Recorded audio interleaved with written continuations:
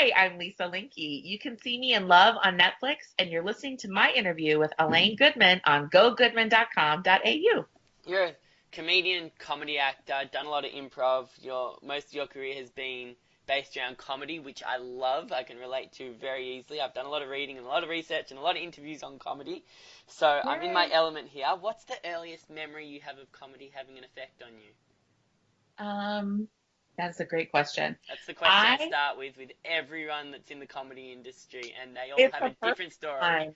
Everyone says something different. It could be something you watched, something you did that made other people laugh. It could be you Yeah, figuring out that what you're doing and relating that to people laughing and figuring it out how to make people laugh. It could be anything. yeah.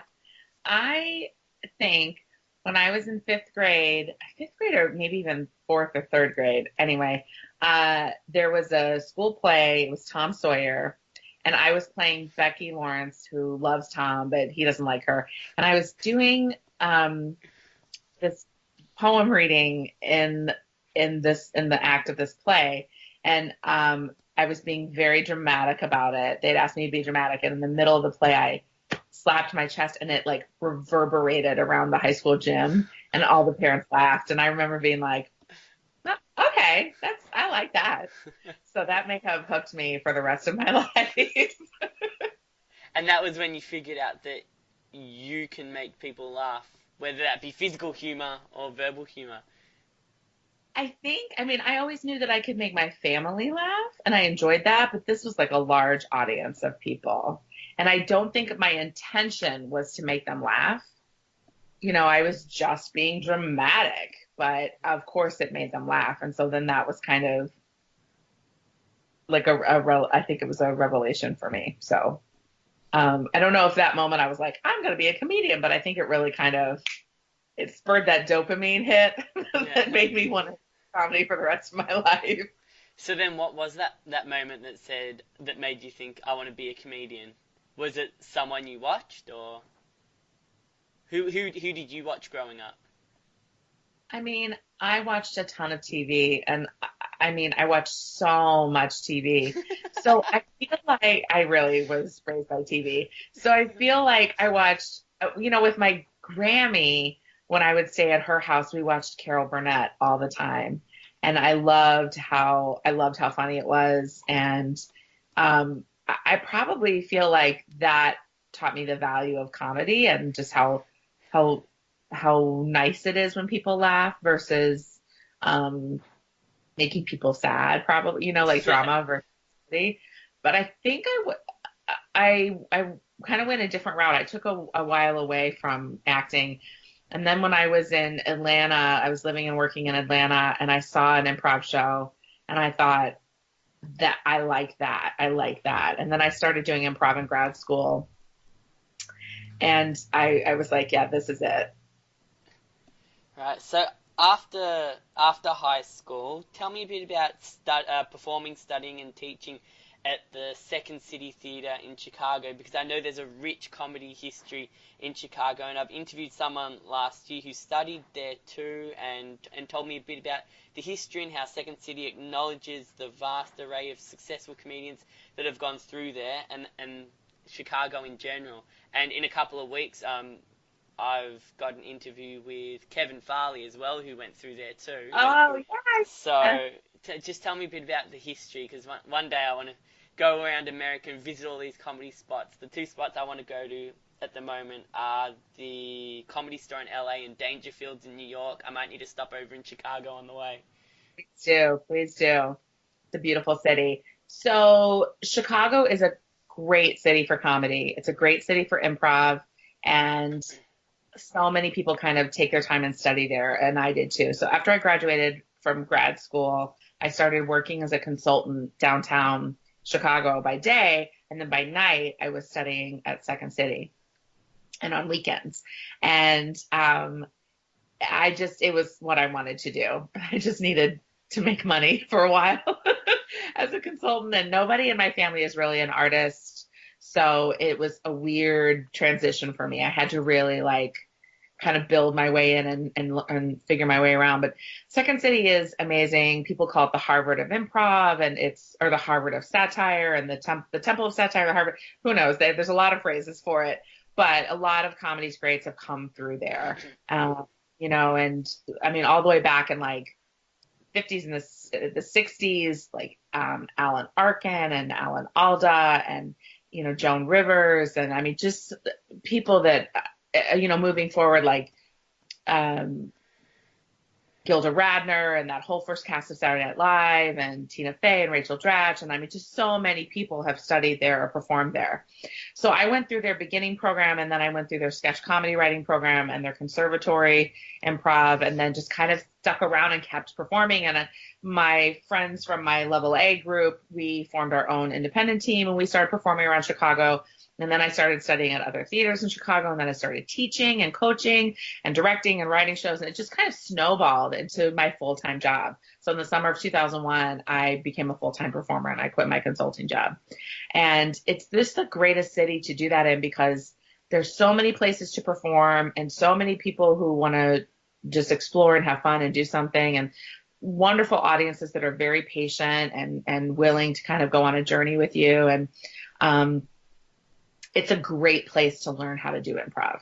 There's just, the people that I studied with, I watch now on TV shows, and they're writers of TV shows, and people that I performed with. It's just really, really, it's just kind of like a hotbed of talent, and it's fun to be there in it.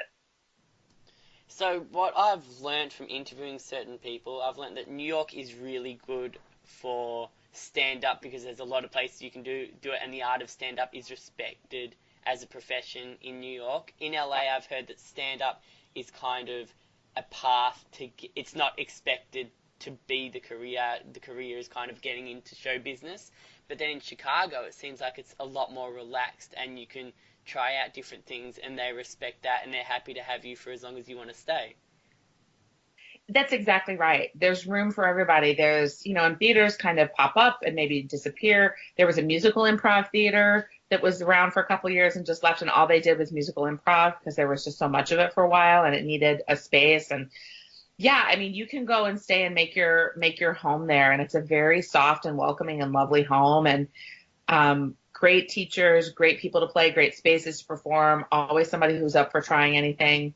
And you're right. And people do stand up in Chicago. It has kind of a different scene. It's rare that the improv and stand up communities intermingle. Now, I've been away for a few years, so it may be a little bit different. But when I was there, it really was kind of, you either did stand up or improv, and not a lot of in between. And then sketch comedy, most people did sketch if they did improv, etc. And live performance, which is, you can cut your teeth on live performing, both in stand-up and improv, in my opinion. You learn how to craft a joke much better in stand-up because you are writing and rewriting based on all the audience feedback. But you still get the same, like, live performance repetitions doing improv. You get your timing and all that good stuff, too. Did you ever try stand-up? I did. I did, like, maybe just kind of as a joke.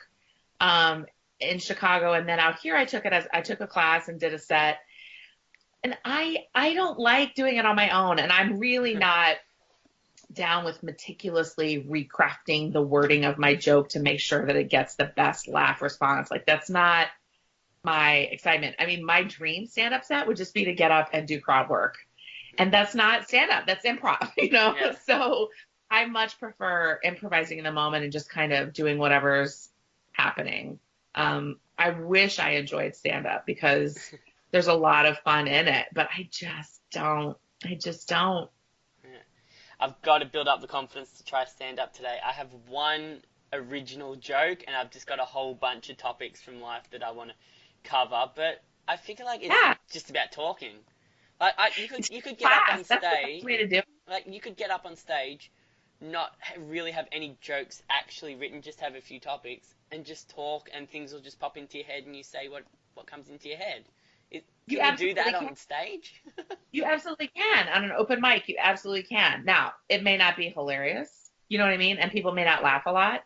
And then hopefully you would record that and take notes on that and then craft each of those into a joke and like really refine them and try them out again in that version, and then see if listen back and see what the audience was laughing about and how you can make that a more refined joke, how you can tell it and set it up better.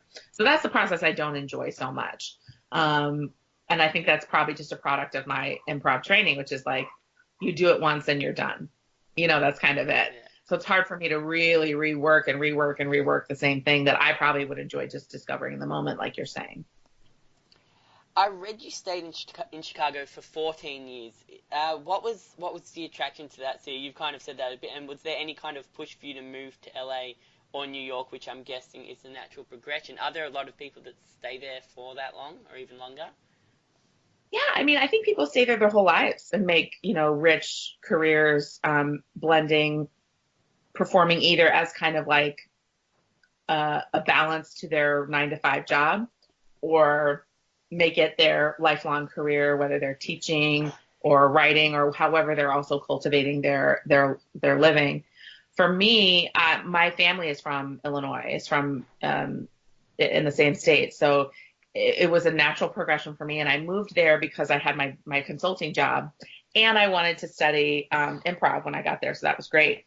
And then I just kind of kept doing more and more and more. And I was coaching, and then I was teaching, and I was directing, and I was, at more theaters. And then eventually I just kind of peaked. I wasn't going to be on the stage at Second City. I was working on their business side, which was great for me. It was a great blend with my MBA. But then I realized, at that time, there weren't a lot of shows that shot in Chicago. And now there's like 6, which is wonderful. But there was like 1 or 2. And I just realized, I think I have to leave if I want to progress. And so I didn't ever think that I would come to LA. I didn't think that I would like it, but I visited a friend and we went hiking, and she was like, there's just room for everyone out here to work. And she's right, if you're willing to really work hard. And so I moved. Plus I have 2 dogs, and I was like, I can't move to New York. I would have to live so far out for them to have like space that I would be spending all my day on a train. So I came here, and I am really happy that I did. It'll be 5 years this May.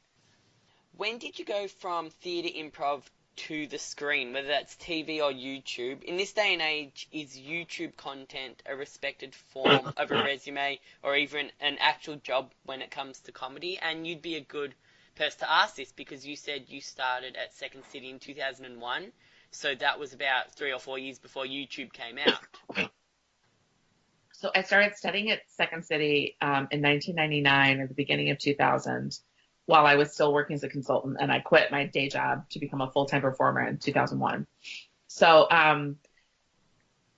I made my first web series on YouTube, and that was a great education. It was really fun, and I did it with my friend, and we produced like 10 episodes, and so it was kind of a nice, just kind of the same thing happens on a small scale that happens on a big scale. It's just less of it, right? So you still have lights, you still have sound, you still have a director, you still have actors, you still have all the stuff that goes on. It's just a much pared down experience. So it was great because then I did my web series, and then I got an agent, and I was repped, and then I had a co-star in Shameless, which shoots their exteriors in Chicago, and I played a social worker, I think it was. Yeah. So I was ready because I knew what happened, but also it was like super exciting and crazy and fun to be on that big of a set. And that was like a real big deal to get a co-star. So I was really grateful that I had done YouTube. I think a lot of people can get great experience and exposure creating their own content on YouTube. Mostly, I think, for experience, because it's really hard to get something that gets exposure. Who knows why something goes viral or doesn't? But just the experience of learning how to do it and produce it and put it together is really, really helpful. So that when you show up on set, you kind of know just what to do, what your role is, whether you're producing or directing or acting or you're the writer or whatever it is. Does that make sense? Does that answer what your question? A little bit. I mean, if you're do people, like, if you audition for something and you say, I've done some stuff on YouTube, will casting directors go and look at that stuff on YouTube, especially when it comes to comedy, to see your style? Sometimes, for sure, sometimes. And nowadays, even it's so online that you can have clips already up there. And so they can have seen that before. So you might put together a reel of your stuff and they can look at that before they even bring you in. Or they might look at that before they bring you in. So that would be one thing that might get you in the door, especially if you don't have rep or you don't have a lot of big credits on your resume. So when YouTube came out in around 2004, were you someone that jumped on it, or were you reluctant? No, I didn't make my web series until like 2012. Or 2011, 2011, 2012. So like, and web series weren't kind of around right away. It took a while. It took a while for people to find a niche of web series because still people make web series that are like 7 minutes long each episode, and I don't understand that because it's hard for me to watch that, right? So and even the episodes Because that I it's make, too long, or because it's too short? I think it's too long. Yeah. I mean, our appetite for something that we're watching on like a phone or a device like this is so small. For me to watch 7 minutes is really tough. Yeah. So, yeah, I don't know. It's really interesting. I think, but I think there were people who did and jumped on right away and were very lucky to do so and took big risks in doing so. I felt like mine was definitely a safe risk by the time we came around. And so, which web series are you talking about? Because I've started watching one of yours that's really funny. You've created a few different web series, but the one I enjoyed the most during my research, and because I've never sworn during one of my interviews, I'm going to need you to swear after I say the name of this one. So, have we got a deal? Yeah. Okay, so Yeah. the one I watched is called Rick and Len Fix Shit from 2013, where you play Len and also co-created the series. And I like it because it's a bit of a play on one of my favorite 90s sitcoms, Home Improvement. It's based Yeah. solely on physical slapstick comedy, and it's not about sexual chemistry, it's not about relationships, which doesn't really exist. It's not even about so much dialogue, which doesn't really exist on TV anymore. What was the idea behind that series? Keeping in mind, I need you to swear. Oh, Rick and Len is so great. I love Rick and Len Fiction is the best. I'm so glad that you watched it and that you liked it. So my friend and co-creator Robin Scott, we were on vacation for her birthday with a bunch of women in Mexico, and she and I were swimming in the Gulf, and it was really like choppy, and we just created these characters to like, we're fine. We don't need no lifeguard, and we can do this, and we just kind of wouldn't let them go because we fell in love with them immediately. So she kept on with Rick and I kept on with Len. And then we traveled and worked together a lot. She also worked for Second City like I did. And we just kept saying, we got to do something with this. We got to do something with this. So one flight we both upgraded to first class and we're like, let's write this. And we just kind of figured out the structure. And then we just kind of knew we wanted to do something, knew that it was ripe and like knew that it was funny. And then we just kind of put the pedal to the metal. I think that's it, or put the gear, put the nose to the grindstone and did it. And I love that episode. It still holds up. Like the episodes are too long, I think, for me a little bit now, but for the time period, it was great. And we got into some festivals and won some awards. And so I love that series. It is a lot of physical humor and it is really funny. And, I have a lot of fond memories about making that, producing that. And I'm so glad you enjoyed it. I'm only like halfway through it, so I've got to watch the rest. But that kind of comedy, that slapstick comedy, it's so kind of even 50s and 60s with like Jerry Lewis. It doesn't exist anymore because all these writers rely on dialogue. And even though I love The Big Bang Theory to bits, there's a lot of dialogue in that show. And it's not the same kind of humor as it was from like when I grew up in the 90s to even earlier than that, to the kind of Saturday Night Live kind of guys that did a lot of slapstick. Why is comedy gone so dialogue focused? I don't know. That's a great question. I mean, maybe part of it is because of the screens that we watch it on. It's hard to really enjoy physical comedy on smaller screens. It is kind of you need you need to be able to see it, right? And it's just much easier to light and get sound on dialogue than it is to, stage and execute physical comedy. And yeah, that's a great question. I don't know. I don't know. I think Do you feel the same? Like, does that quote make sense? I think it does. There are some shows that still do physical comedy or will make like an episode more physical, but there are a lot that are mostly verbal. I think a lot of the multicams often will have like some physical bits therein. But then Um, the multi-camera sitcoms are kind of going out of fashion as well. yeah, although there's quite a few this season that are back. A lot of pilots are multicam, so I think it just depends. Who knows? Maybe people are right up with you and they're thinking, I'm tired of all these people talking. Let's see some physical stuff, and so maybe we'll get some action in there. When you're creating an idea for a YouTube web series, how do you know what's funny and what people will be drawn to online? Is funny online content different to funny TV content, which is different to funny live content? Yeah, I think the medium and context is king. You can get away with a lot more live when it's happening in the moment and like the audience is with you. You probably can stretch it a lot further than when you've created something, written it, planned it, executed it, shot it. You have a lot more opportunity to go hold back and say, is this funny? For me, I feel like I really rely on my colleagues and my friends. If I'm working on something, I bounce ideas off of them. I'm totally willing for them to help me morph it and shape it, and really to hear their feedback. So if they feel like that's not funny, they'll tell me. And there are people that I trust, and there are people that I don't take it to because I don't either trust that they'll be able to do it in a very helpful, supportive way, not in a way that says like, oh, that's amazing, but really says, ooh, the kernel of your idea is so cool. How can we make it so that it can survive, or it can live in this medium that you have, or what do you plan to do with it? Where does you think this character goes? And just really kind of critically helps me make it a better idea. So does that kind of go against the idea that the, the majority of people who are going to watch it are people that don't know who you are and don't know your comedy? So bouncing it off people that do know your style, is that still as helpful? It is, because the people that I'm going to know comedy, period. They know what's funny.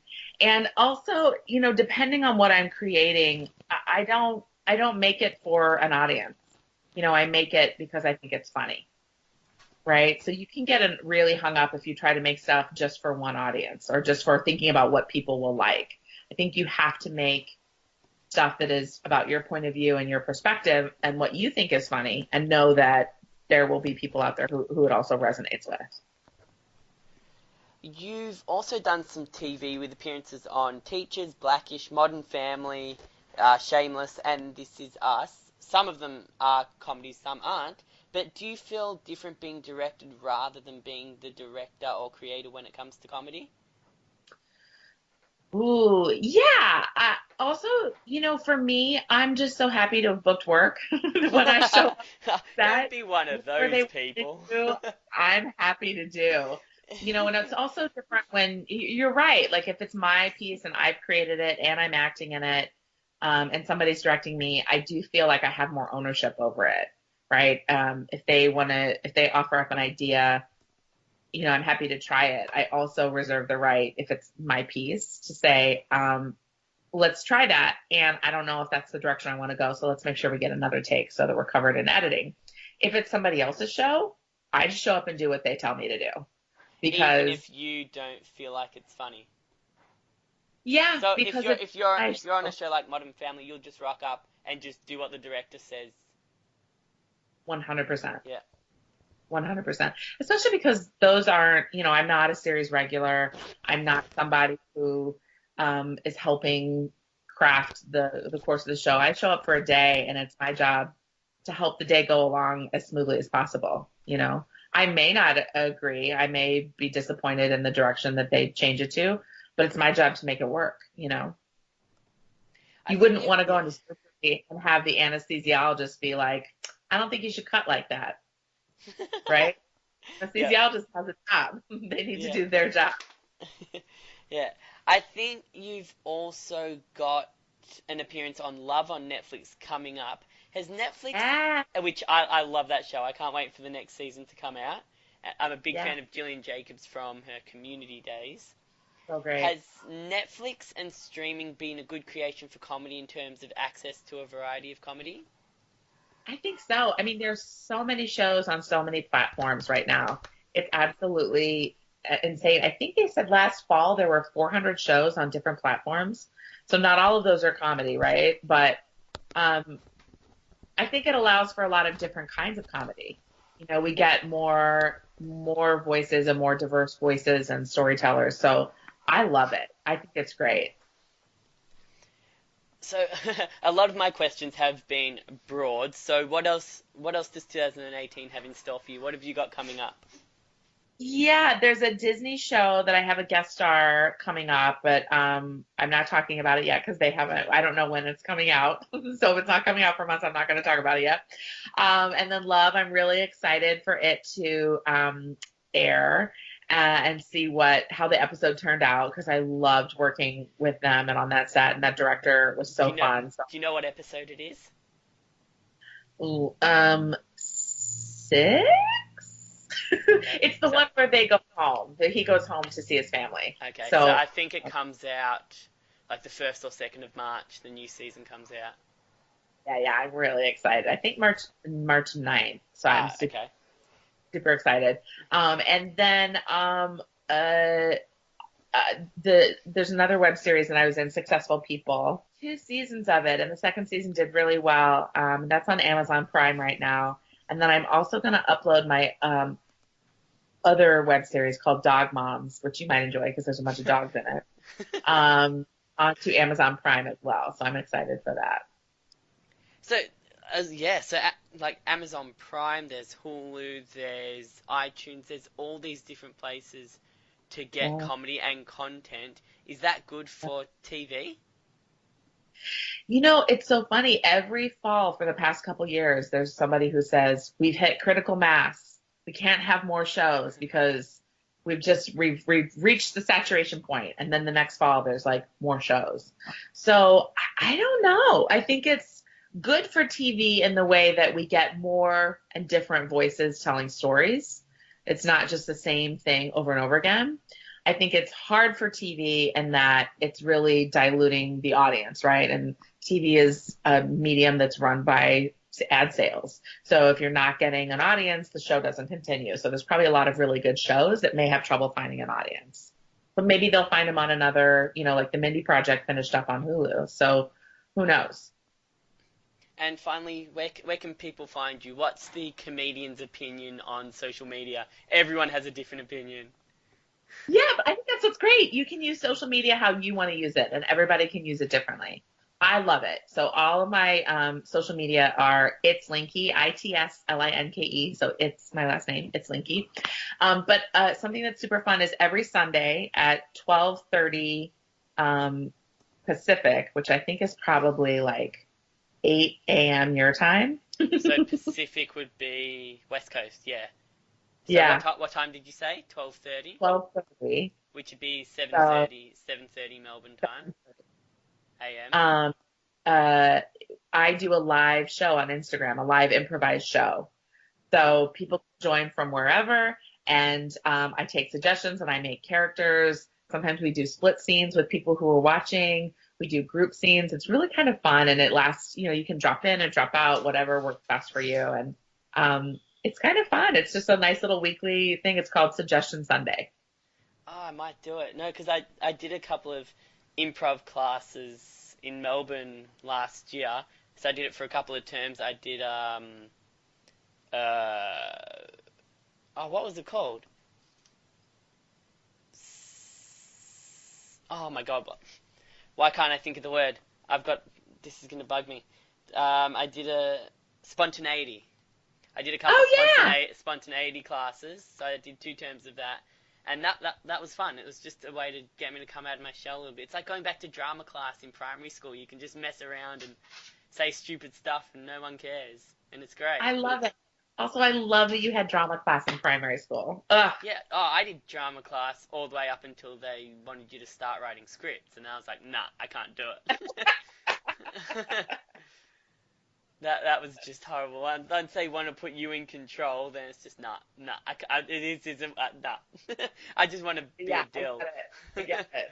Lisa, it's been an absolute pleasure. It's everything I wanted. There's a little bit of comedy history, a little bit of comedy structure, a little bit of comedy dissection, which is what I absolutely love. I'm a big fan of it. I've read a lot of comedy books as well. I'm currently reading Sick in the Head by Judd Apatow, which It's just a has nice a one. lot of interviews with different comedians. I just finished David Spade's book as well, so that had quite a few chapters on Chris Farley, which was really interesting. But yeah, thank you for giving Yeah. me some of your time, and I'm really excited about Love on Netflix now coming up at, Well, thank at the start of you. March. Thank you. I really enjoyed talking with you. You have great questions about comedy. You have a lot of good critical thinking about like how does this affect it and how does this affect it. So you should absolutely be doing comedy.